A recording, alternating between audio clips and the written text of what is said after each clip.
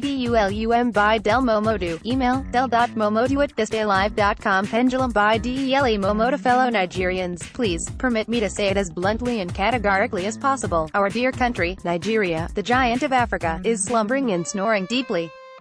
The federal government apologists are free to live in delusion and denial, but I stand by this obvious position. They can continue to deceive President Muhammadu Buhari, and although he can continue to suffer under their hypnotic spell for a long time, he would one day wake up to appreciate people like us telling him the unadulterated truth.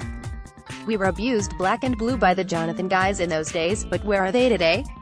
Anyone who has eyes can see very clearly that we are not moving at the pace God allocated to us. We are inching like snails and millipedes when we are supposed to be speeding like bullet trains. Nigeria is snoozing and sleeping. I'm not even comparing us to Europe or America. I've traveled sufficiently in Africa.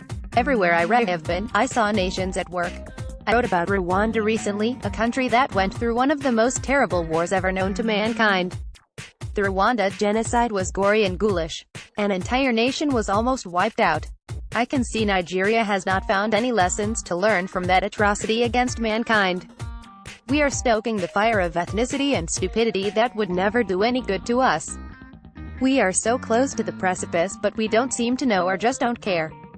Meanwhile, those in far worse situations are busy doing progressive things while we backbite and backstab. I was in Ethiopia a few years ago at the instance and invitation of Alhaji Aliko Dangote for the launch of his humongous cement plant, and was pleasantly surprised this technological wonder didn't have to invest so much in power generation.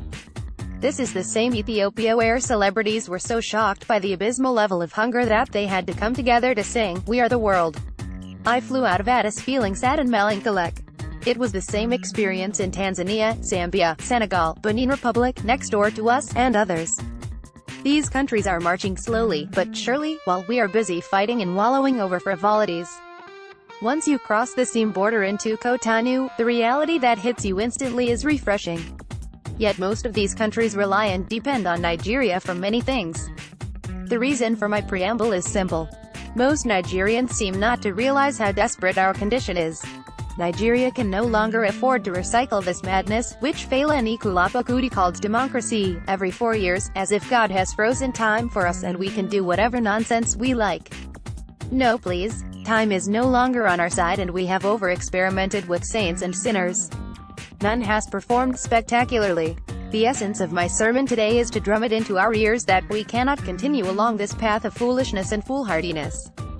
We need all hands on deck desperately and urgently to rescue this country from the throes of imminent death. We have already fulfilled all righteousness by supporting our great incorruptible Muhammadu Buhari in 2015, despite our avowed rejection of him in the past. It would have been unfortunate if we had not tried and tested him. We would have been lamenting, like the biblical Jeremiah, from now till eternity, had we not tried him, thinking God was punishing us for ignoring our best solution and gift to mankind. Now that we have discovered that it is a human being that is behind the mask, and not an ancestor from heaven, we should be bold enough and accept that we've misplaced our hopes in gods with feet of clay. What has now been corroborated, unequivocally, is that no one can give what he does not have. Of course, there are always exceptional cases, but, unfortunately, this is not one of them. Staying at home, or on a farmland, for the most part of 30 years, would stultify anyone's worldview without doubt. But I personally love the fact that God has made this day to come, to demonstrate to us that we should not bow before any idols, and we should never ascribe to mortals the powers that belong to God. No angel is going to come down to save or rescue Nigeria. We must all join hands to do it. I think we are wasting too much time and resources on seeking a God on earth to run our affairs. The time has come to make use of the best brains amongst us in a united government, strengthen our democratic institutions, stop the charade of selective injustice, promote unity and religious tolerance. I weep every time I see young people insulting themselves on behalf of politicians who are all friends off radar. They themselves for mere pittance, while the children of the privilegencia are living large on the sweat and blood of the proletariat. Those who have ears should please listen. We need a new orientation. We need leaders who know their onions. We need modern leaders. What belongs to antiquity must be left where it belongs. Those who want the system to continue, understand the game well. They are in control when the leader is weak and cannot perform. It is not about loving the old man. They just want to govern from behind. They are the faceless and unseen cabal. 2019 cannot come and go as business as usual. It won't be funny. Are we so jinxed that we keep repeating the same mistakes? Why can't we stand up to our leaders and demand excellent performance? Why can't we see that the world is leaving us behind and adjust quickly?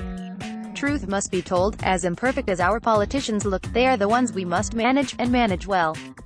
We cannot afford to waste another 4 years worshipping the gods who cannot liberate us from poverty, hunger, diseases, wars, backwardness, and general retrogression.